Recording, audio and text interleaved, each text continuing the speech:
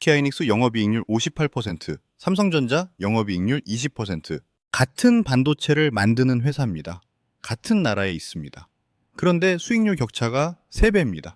여러분 계좌에 둘 중 하나가 있을 겁니다. 아니면 둘 다 있거나요. 그런데 지금 이 순간 비중이 맞는지 확신이 있으십니까? 2025년 4분기 실적이 나왔습니다. SK하이닉스는 분기 영업이익 19조 원을 찍었습니다. 삼성전자 반도체 부문은 16조 원입니다.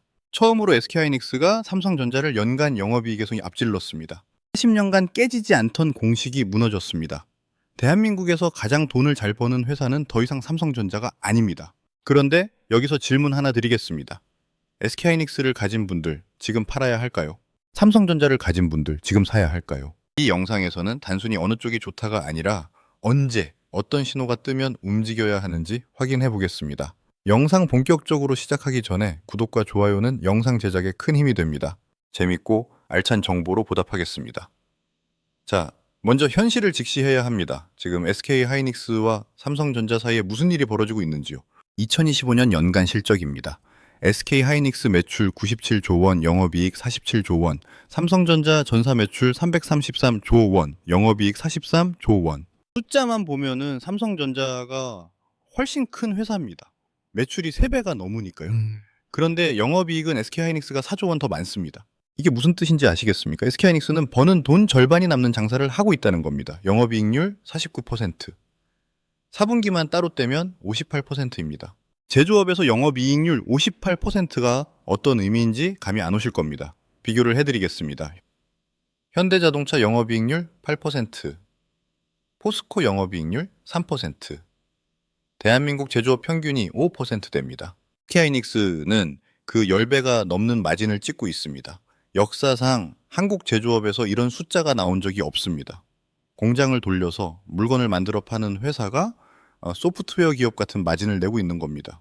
보통 제조업은 원자재 사고 공장 돌리고 사람 쓰고 물류비 내고 나면 좀 남는 게 별로 없습니다. 그런데 SK하이닉스는 100원어치 팔면 58원이 남습니다. 마이크로소프트 영업이익률이 45%입니다. 애플이 32%입니다. SK하이닉스가 이들보다 마진이 높다는 뜻입니다. 왜 이렇게 됐을까요? 답은 세 글자입니다. HBM, 고대역폭 메모리. AI 시대가 열리면서 엔비디아 GPU에 들어가는 이 메모리가 폭발적으로 팔리고 있습니다. SK하이닉스의 2025년 HBM 매출은 전년 대비 2배 이상 뛰었습니다. 전체 D램 출하량에서 HBM이 차지하는 비중은 20%인데 영업이익의 절반 이상이 여기서 나옵니다. HBM이 뭔지 잠깐 설명드리겠습니다. 일반 메모리가 일반 도로라면 HBM은 고속도로입니다. 혹시 궁금하시지 않나요? 메모리 반도체 옛날부터 있었잖아. 컴퓨터에도 들어가고 스마트폰에도 들어가는데 왜 하필 지금 AI 시대가 되자마자 HBM 없으면 다 죽는다고 난린 거야? 이유는 권력의 이동 때문입니다. 반도체의 주인공이 계산하는 놈에서 데이터를 나르는 놈으로 바뀌었습니다. 쉬운 비유를 들어보겠습니다. 엔비디아의 최신 GPU는 손이 보이지 않을 정도로 빨리 재료를 썰고 볶는 초고수 요리사입니다. 그런데 재료를 냉장고에서 꺼내주는 보조 주방장이 걸음이 느리다면 어떨까요? 요리사는 칼을 들고 멍하니 서서 재료가 올 때까지 기다려야 합니다. 이게 바로 병목 현상입니다. 과거 CPU 시대에는 이게 큰 문제가 아니었습니다. 요리사가 그렇게까지 빠르지 않아서 보조 주방장이 천천히 갖다 줘도 됐거든요. 하지만 AI는 다릅니다. 챗 GPT 같은 거대 모델은 공부해야 할 책이 도서관 수십 개 분량입니다. 이걸 1초에 수조 번씩 읽고 계산해야 하는데 기존 메모리로는 턱도 없습니다. 4천만 원짜리 GPU를 사다 놔도 HBM이 없으면 데이터를 못 받아다줘 그냥 비싼 고철 덩어리가 되어버리는 겁니다. 그래서 HBM이 등장한 겁니다. HBM은 아예 GPU 바로 옆에 딱 붙어서 2차선 국도가 아니라 1024차선 고속도로로 데이터를 미친 듯이 쏟아붓습니다.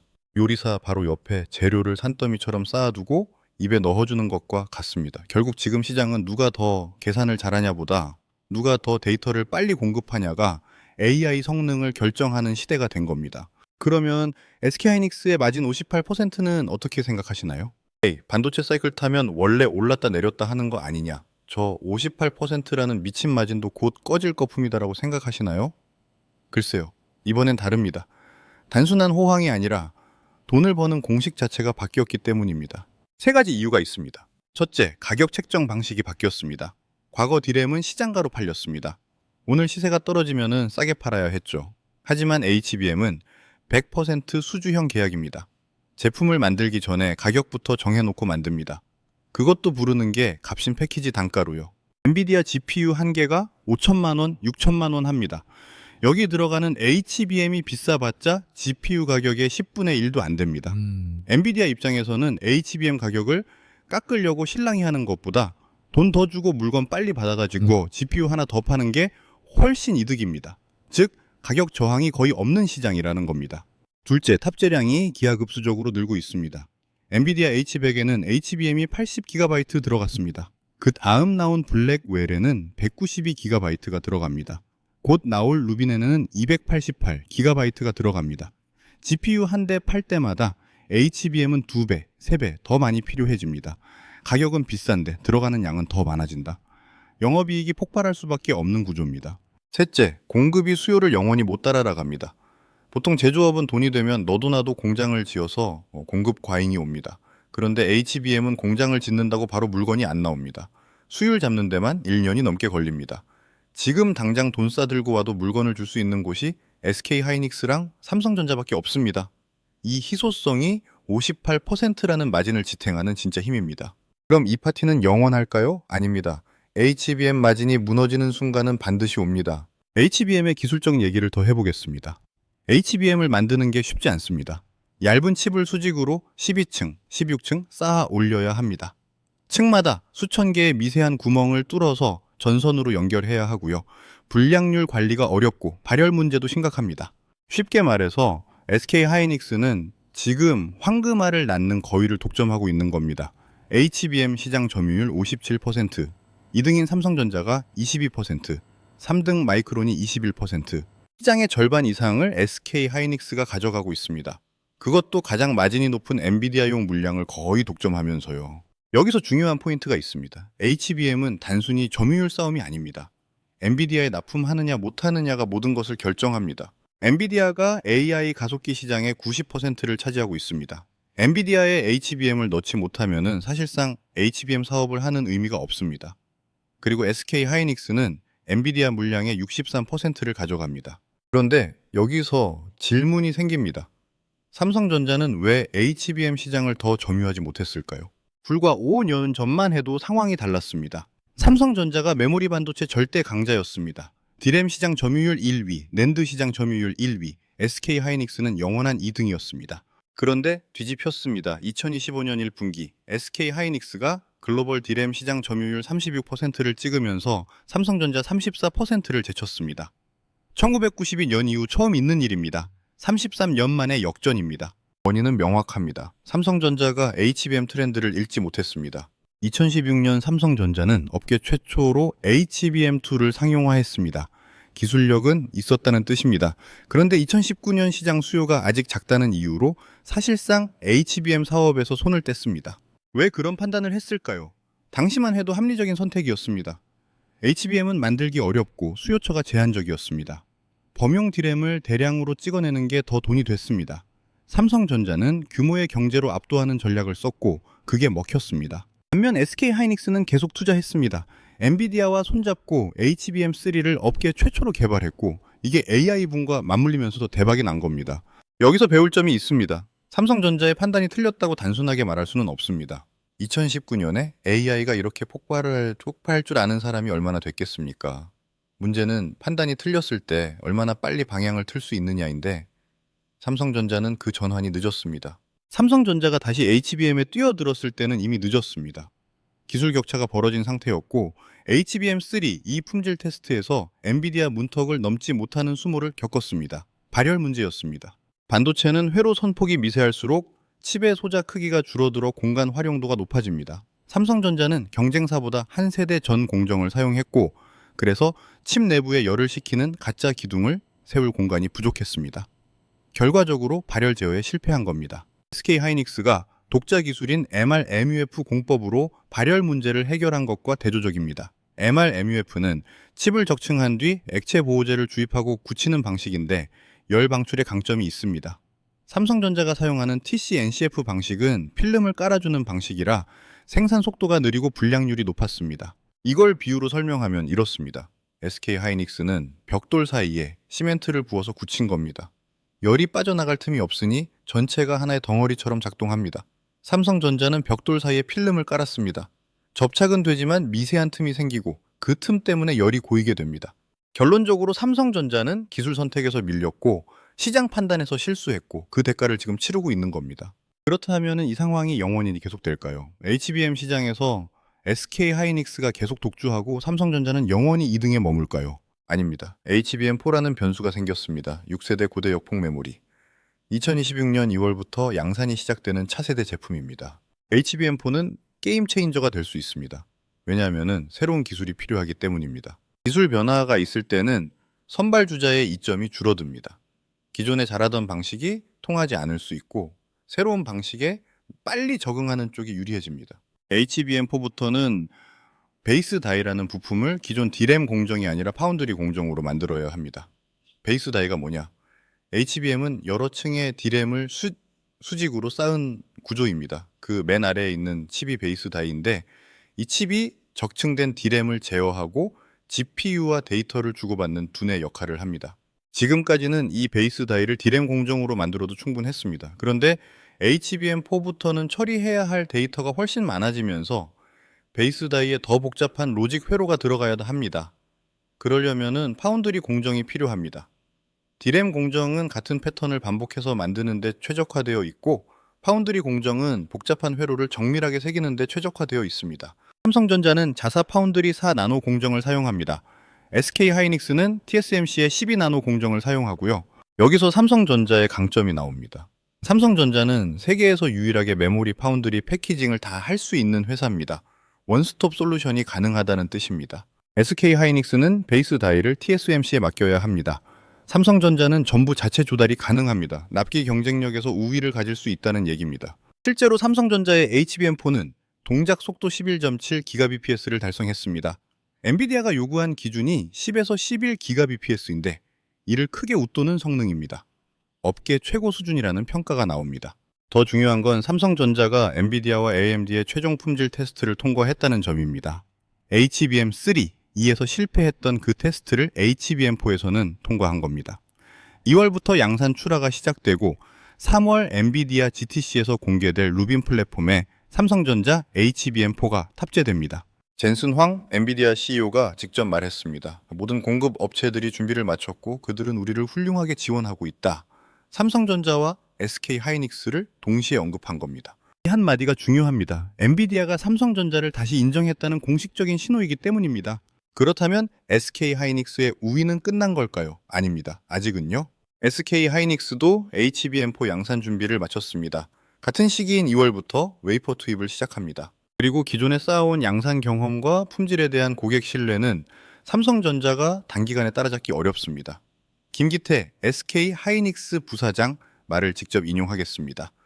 우리는 HBM2부터 인프라 파트너들과 원팀으로 시장을 개척해온 선두주자다. 기술에서 앞서는 수준을 넘어 그간 쌓아온 양산 경험과 품질에 대한 고객 신뢰는 경쟁사가 단기간 구현하기 어렵다. 이게 무슨 뜻인지 풀어드리겠습니다. 반도체 공급은 단순히 제품을 납품하는 게 아닙니다. 고객사의 설계에 맞춰서 제품을 튜닝하고 문제가 생기면은 즉시 대응하고 다음 세대 제품을 함께 개발하는 관계입니다. SK 하이닉스는 엔비디아와 이런 협업을 몇 년째 해오고 있습니다. 삼성전자가 기술적으로 따라잡는다고 해도 이 신뢰 관계는 쉽게 복제되지 않습니다. 실제로 SK 하이닉스는 HBM4에도 기존에 검증된 일 BD램과 MRMUF 공법을 그대로 적용합니다.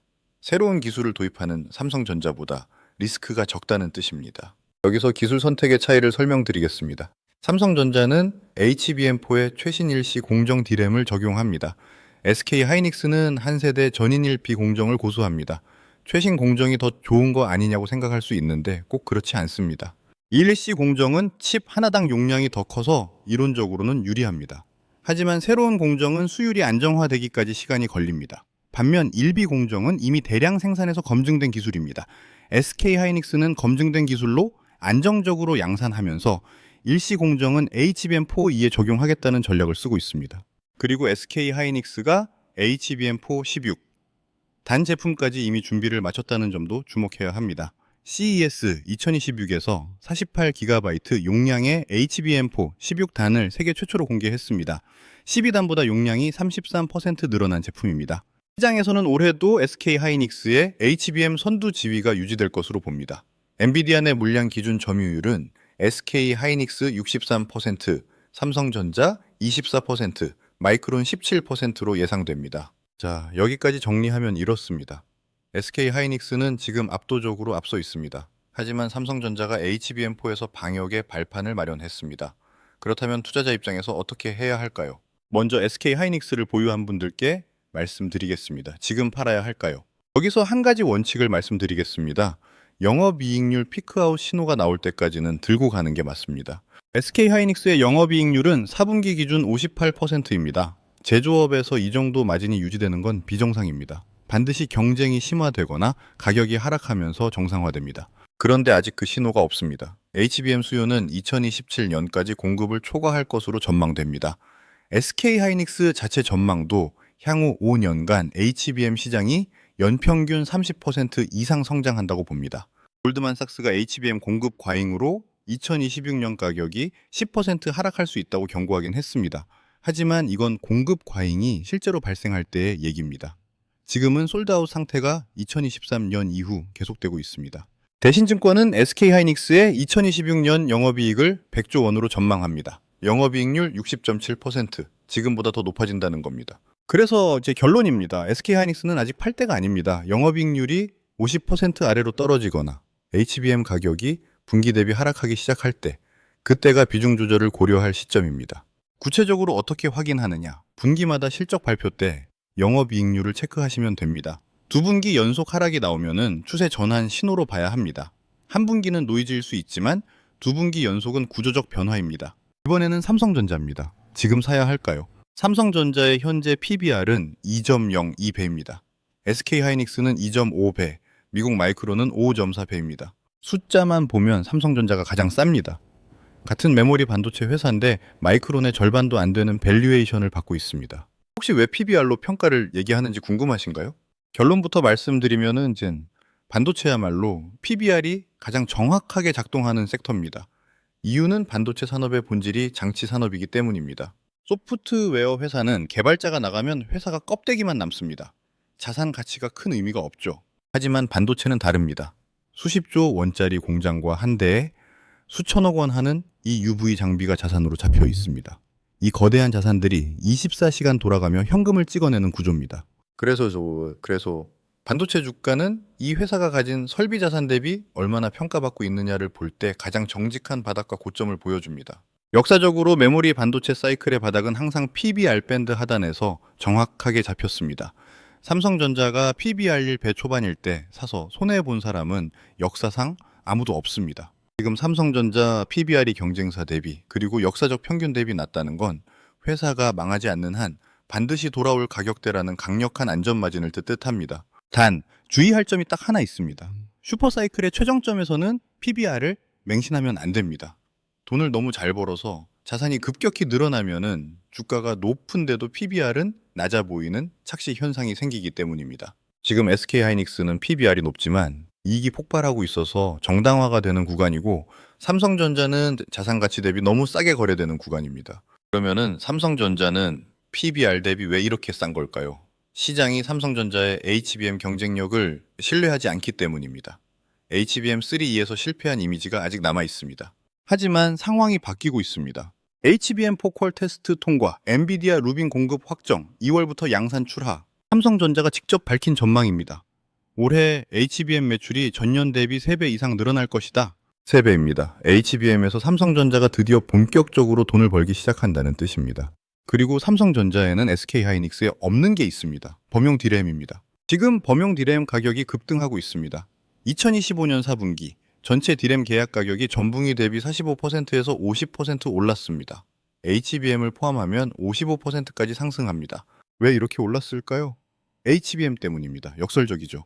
HBM을 만들려면은 범용 D램 생산 라인을 전환해야 합니다.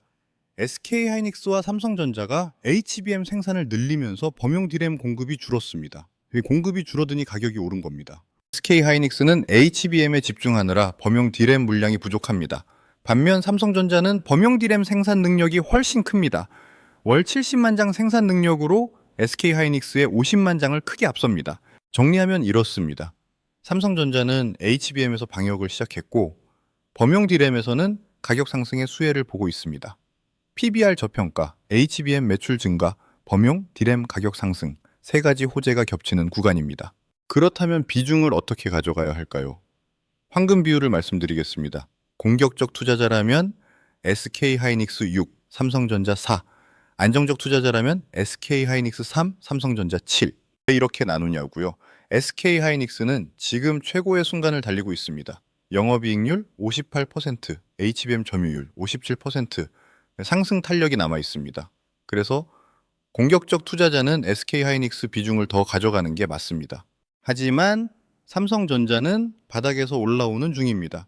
HBM4 공급 시작, 범용 D램 가격 상승, PBR 저평가, 리레이팅 가능성이 있습니다. 안정적 투자자는 하반기 막힌 삼성전자 비중을 더 가져가는 게 합리적입니다. 그리고 하나 더, 리밸런싱 타이밍을 포착하는 방법입니다. 세 가지 신호를 보시면 됩니다. 첫째, SK하이닉스 영업이익률이 두 분기 연속 하락하면 비중을 줄입니다. 이건 HBM 가격 하락이나 경쟁 심화의 신호입니다.